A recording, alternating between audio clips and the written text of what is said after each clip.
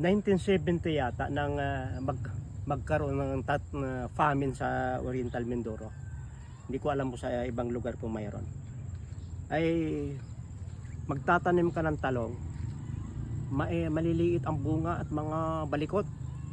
Talagang hindi gumanda. Tagutom, famine. Kahit abunuhan mo ay hindi ubra ang mga halaman. Natatandaan ko, kami natulungan nitong talilong. Si Lula ay may tanim doon sa palibot ang bakod. At magatanghali hapon ay nagtatalbos yung matanda. Tapos ay didiligin uli.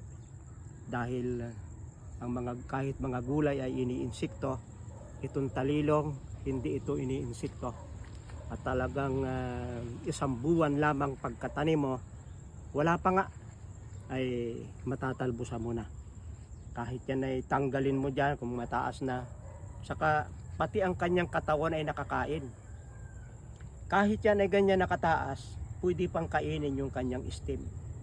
Kaya't ito ang katangian nitong talilong. Salamat sa pagsubaybay sa Natural Wilderness, si Pastor Bito.